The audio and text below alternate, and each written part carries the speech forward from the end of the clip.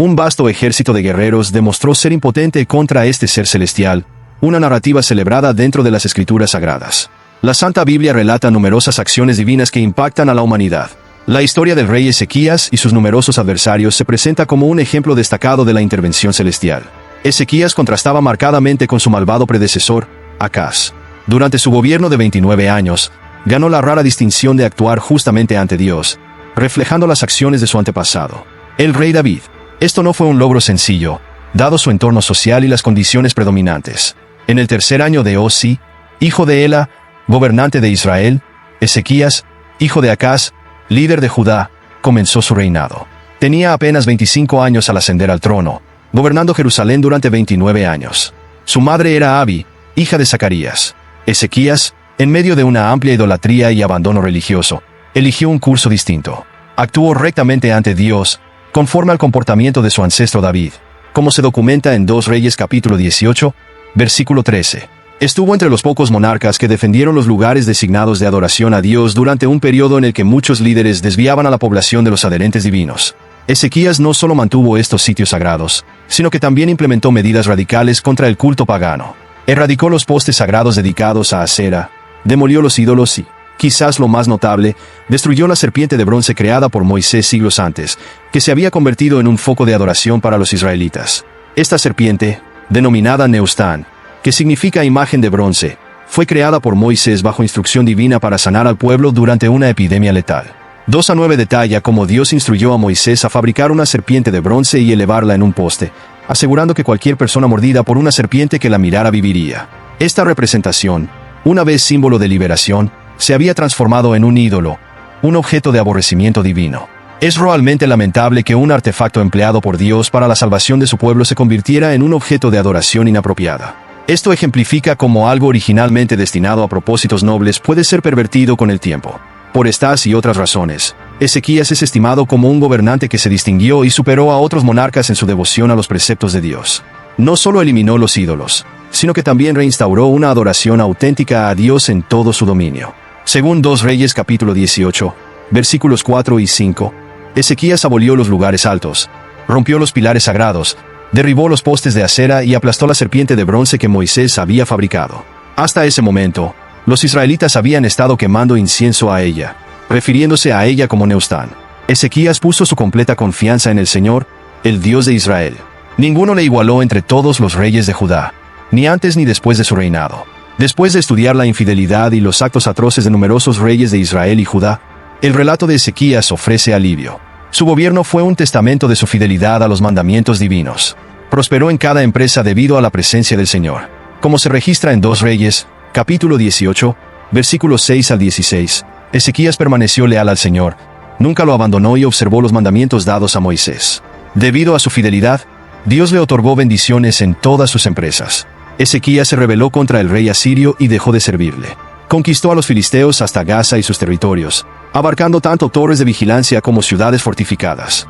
En el 4º año del reinado de Ezequías, correspondiente al 7º año de Osi, rey de Israel, Sennacherib, rey de Asiria, avanzó contra Samaria y la sitió.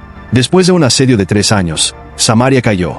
En el 6º año de Ezequías, 9º año del reinado de Hasi, el rey asirio exilió a los israelitas a Asiria, estableciéndolos en Ayabosón a lo largo del río Eber y dentro de las ciudades medianas.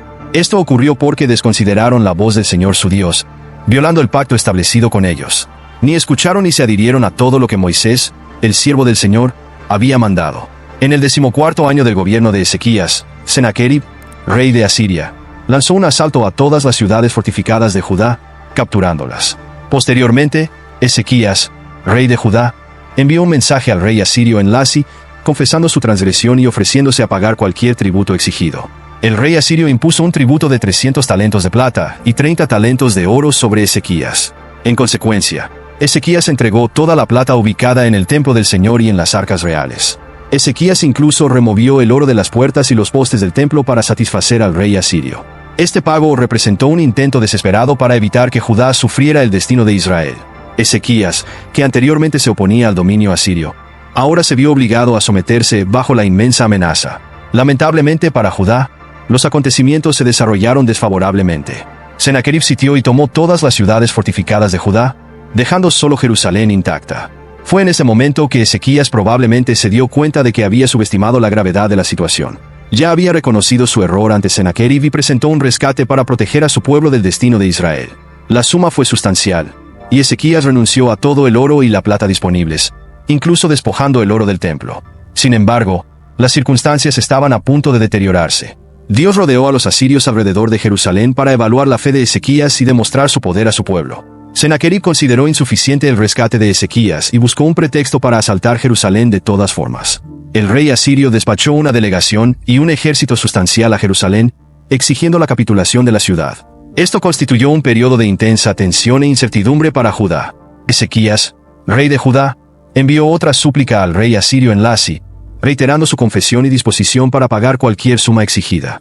El rey asirio entonces exigió 10,000 talentos de plata y 1,000 talentos de oro. Ezequías entonces entregó toda la plata encontrada en el templo del Señor y los tesoros reales.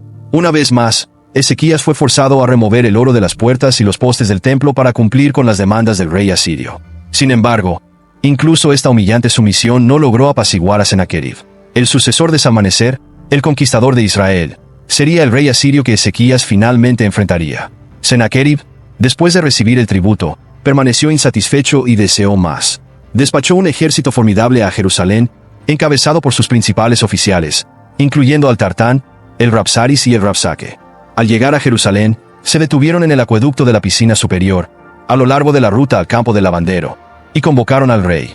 Eliasim, hijo de Hilcías, el administrador del palacio, Sebna el escriba y Joac, hijo de Asaf, el registrador, procedieron a encontrarse con ellos. El Rabsaque les dirigió, transmitiendo las palabras del gran rey, el rey de Asiria, a Ezequías. Cuestionó la base de la confianza de Ezequías.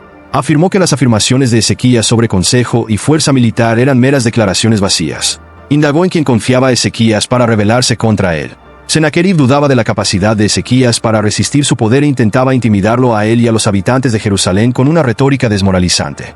Recordó a Ezequías que los egipcios, de quienes Judá podría haber dependido, eran un aliado débil y traicionero. También alegó que Ezequías había provocado a su propio Dios a demoler los lugares altos y los altares. Sennacherib presentó a Ezequías una alternativa. Propuso que al rendirse, Ezequías sería trasladado a un lugar más tranquilo donde podría residir pacíficamente, prometiendo una existencia superior a la que tendría en Jerusalén. Ezequías y el pueblo de Judá estaban profundamente perturbados por estas amenazas y presiones. Ezequías rasgó sus vestiduras en duelo y se vistió de cilicio. Procedió al templo del Señor para ofrecer súplicas. Simultáneamente, envió emisarios al profeta Isaías, buscando asistencia y guía. Isaías respondió, instruyéndolos a no temer, ya que Dios había escuchado las blasfemias del rey asirio y había ideado un plan para enfrentarlo. El profeta aseguró a Ezequías que el rey asirio se retiraría a su propio territorio y perecería allí. De hecho, como Isaías había predicho, Sennacherib recibió inteligencia del ataque inminente de los reyes etíopes e inició preparativos para partir. Sin embargo, antes de partir, despachó una carta final a Ezequías, reiterando sus amenazas. Ezequías llevó la carta al templo y oró al Señor, implorando intervención divina. Dios respondió a través de Isaías, garantizando a Ezequías que la ciudad sería salvada y que Sennacherib no entraría en ella. Esa misma noche, el ángel del Señor descendió y mató a 185,000 hombres dentro del campamento asirio. Al amanecer, todos habían fallecido. Sennacherib, al presenciar la devastación que había caído sobre su ejército, regresó a su tierra natal, donde fue posteriormente asesinado por sus propios hijos, precisamente como fue profetizado. Esta narrativa sirve como un poderoso recordatorio de que la fidelidad a Dios no nos exime de la adversidad, sino que nos prepara para enfrentarla con fe y confianza en la acción divina. Este episodio demuestra claramente el poder de Dios para proteger a su pueblo y cumplir sus promesas, incluso frente a las mayores amenazas. La historia de Ezequías es un testamento inspirador de coraje y fe inquebrantable que puede desafiar incluso los mayores obstáculos.